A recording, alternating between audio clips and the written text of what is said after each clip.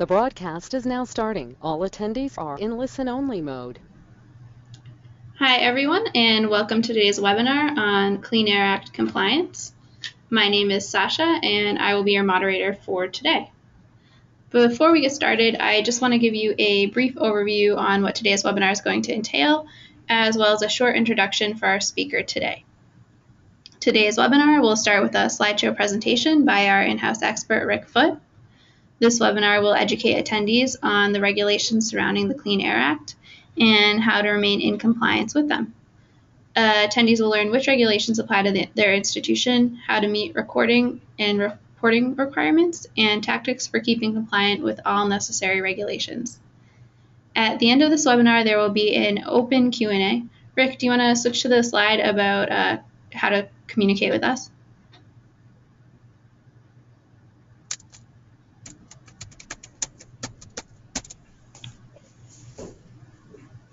Are we having some issues?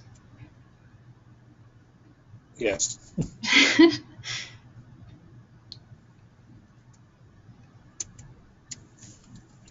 There we go. Okay. All right, awesome. And the next slide. Sorry about that, guys. We're all set now. Sorry about that. No worries. Technical. All right, so at the end of this webinar, there will be an open Q&A. You can ask questions by typing them into your chat pane on the right where it says questions. All unanswered questions will be answered and sent out in an email after the presentation.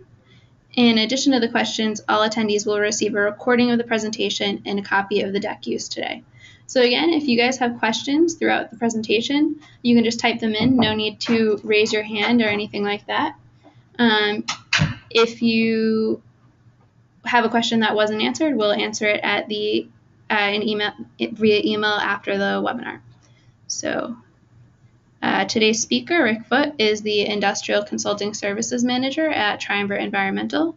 Rick has over 25 years of EH&S experience.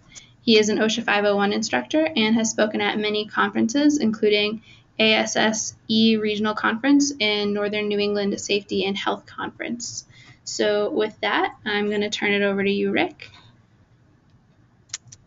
Okay. Thank you, Sasha. Good afternoon, everybody.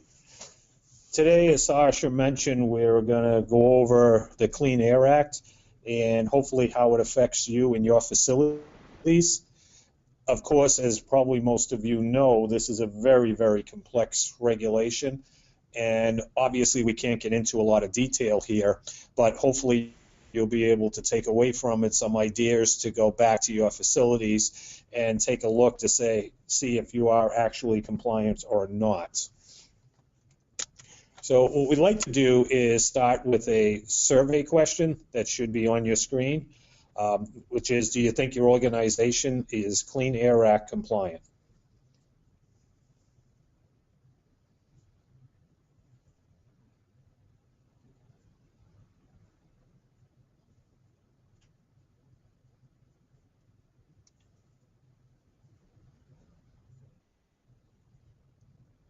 The interesting thing is some of you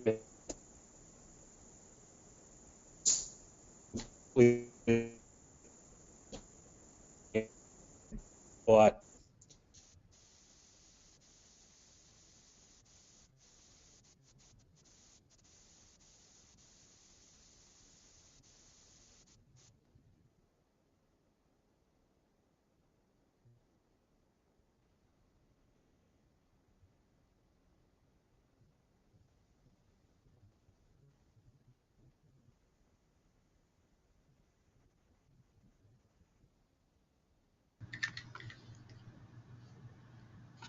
Hi everyone, it looks like we're having some technical difficulties on Rick's end. I'm just going to go fix that really quick, and sorry again for the inconvenience.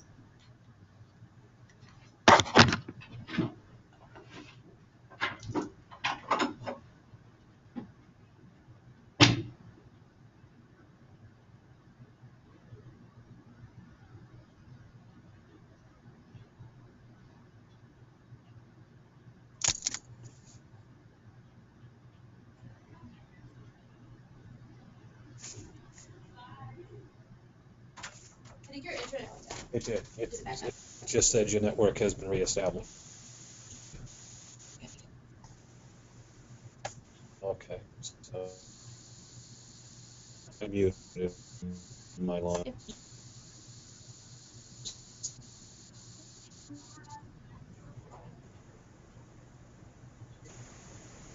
Connection, so I was able to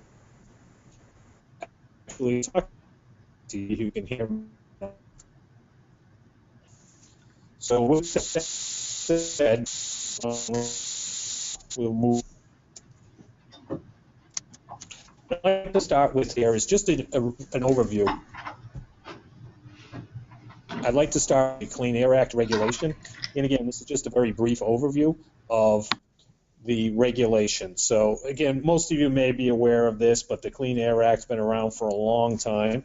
And obviously the reason for it is the EPA had decided that we needed to clean up the air that we were all breathing. Some of you may have been around in the 50s and 60s and remember all the smog and things like that. That was a big issue. So obviously, as it always plays out, the government said, let's create a regulation. So that's what happened. Over the years, there's been numerous updates to this regulation. So, some of the bigger ones were in 1963, 1967, 1970, 77, and 1990. Most of you today, or your facilities today, are affected by the major changes in 1990, which we'll talk slightly about later on when we talk about like Title V permitting, MAC standards, maximum achievable control technologies, and items like that really came into play, like I said, with the 1990 changes to the regulation. So what the Clean Air Act did, or how it's been recognized, was the most significant regulation that was ever put out by the EPA. The reason why was that it also gave the ability for people like us to sue different companies or organizations, or like the power industry, which has been sued numerous times based on air emissions. And that was really the biggest part of this regulation that was different than any other regulation. And like I said, throughout the years, there's been numerous lawsuits, and you can get into any which side of the political aisle on that, which was good, bad, or indifferent. But it is what it is, and it was a big part of this regulation. What I'm really going to focus on, as I mentioned a few minutes ago, was these 1990 amendments.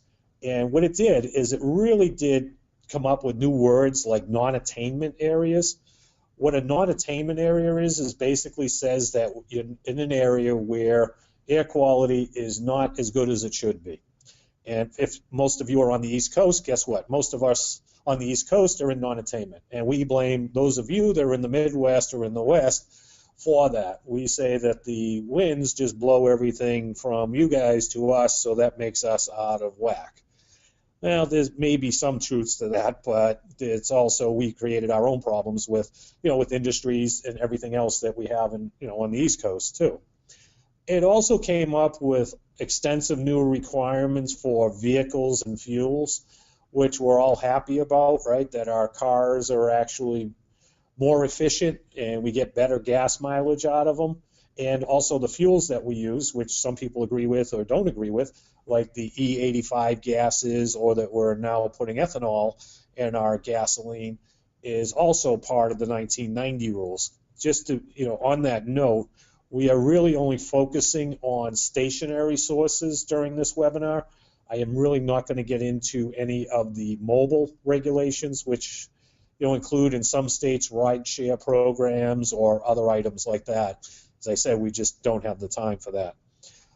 Also, what 1990 did was establish the Ozone Transport Region and Commission, again, looking at, the jet streams and how pollutants move around in the atmosphere. And for some people, this next one was very good, right? New cap and trade for the acid rain program, where it actually, in some cases, you can get paid to transfer your emissions to somebody else. And, that could be a very lucrative business for some companies based on what they do and how they do it. So there was some positives out of this. If you look at it that way, it's not an increase in emissions. It's actually a trade-off